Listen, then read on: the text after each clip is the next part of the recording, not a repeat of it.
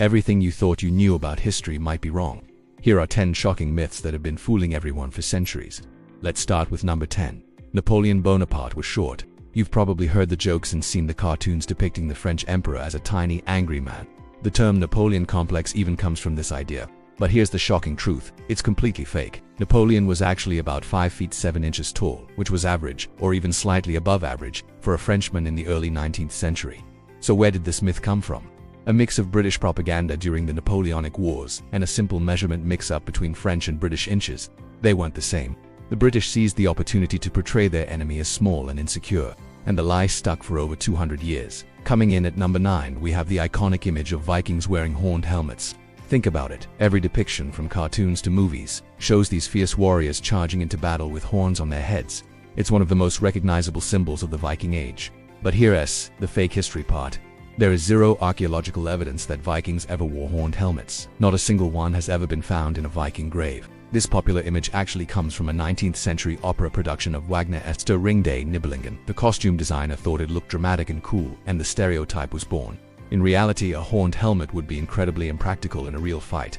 Next up at number 8, the Great Salem Witch Trials. We all learned about the mass hysteria in 1692, where colonists in Massachusetts accused their neighbors of witchcraft, leading to their execution. The image that comes to mind is people being burned at the stake. But this is another shocking historical myth. While 20 people were tragically executed during the trials, none of them were burned.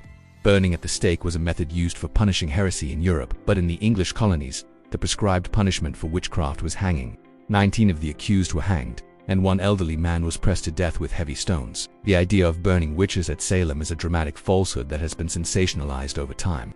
For number 7, let's talk about Albert Einstein. We think of him as the genius who failed math as a child. It's often used as an inspirational story. If even Einstein struggled, then there's hope for all of us. But this comforting little tale is completely untrue. In reality, Einstein was a mathematical prodigy from a very young age. He mastered differential and integral calculus before he was 15. The myth started from a misunderstanding of the German school grading system, which was reversed during his time. A1 was the highest grade, and a 6 was the lowest.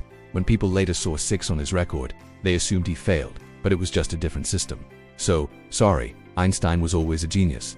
At number 6, we have the idea that people in the Middle Ages believed that the Earth was flat. We often picture Christopher Columbus as the brave explorer who had to convince everyone that he would unsail off the edge of the world. This is one of the most persistent historical lies. The truth is, educated people in Europe have known that the Earth was a sphere since the time of the ancient Greeks. Over 2,000 years ago, the myth that medieval people were ignorant flat earthers was popularized in the 19th century by writers who wanted to portray the Middle Ages as a dark age of superstition, in contrast to their own enlightened era. Columbus wasn't arguing about the shape of the Earth, he was arguing about its size. He thought it was much smaller than it actually is.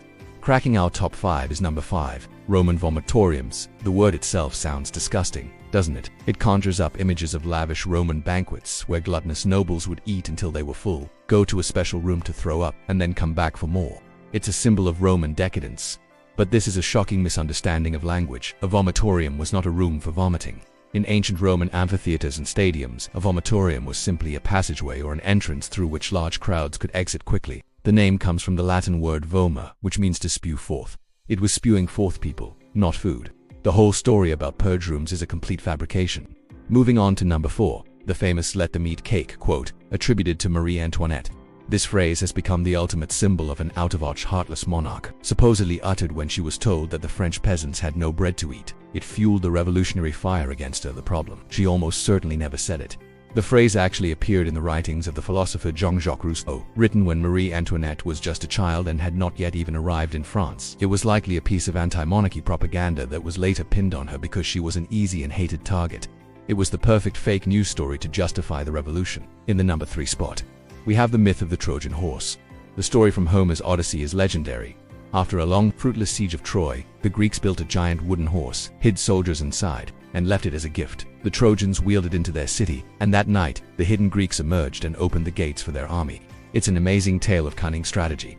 But most historians today believe it's just that, a tale. There is no archaeological evidence of a giant horse, and the story only appears in epic poetry, not in any historical accounts. A more plausible theory is that the horse was actually a metaphor for a powerful siege engine that breached Troy's walls, or perhaps even an earthquake that brought them down. Our runner-up at number 2 is the story of Abner Doubleday inventing baseball. In the heart of Cooperstown, New York, the Baseball Hall of Fame stands as a monument to America's pastime. For decades, the official story was that a Civil War general named Abner Doubleday invented the game in a cow pasture in Cooperstown in 1839. It has a wholesome all-American origin story, except it's completely fake. Doubleday himself never claimed to have invented baseball. He was a career military man who left no writings about the sport. The story was fabricated by a commission in the early 20th century, likely for commercial reasons to create a purely American origin for the game, separating it from its older, English roots in games like rounders. And finally, the number one most shocking historical myth you thought was true. The Great Wall of China is the only man-made object visible from space. This fact has been repeated in textbooks, on TV shows, and by teachers for generations. It gives us a sense of the immense scale of this ancient wonder, but it is absolutely, unequivocally false. Not only is it not the only man-made object visible from space, it's not visible at all from low Earth orbit with the naked eye, let alone from the moon. Astronauts from Neil Armstrong to Chris Hadfield have all confirmed it. The wall is long, but it's narrow and blends in with the surrounding terrain. In contrast, you can easily see things like city lights, highways, and airports from orbit. This massive historical lie likely started as a simple exaggeration that just sounded too good not to be true. Thanks for watching.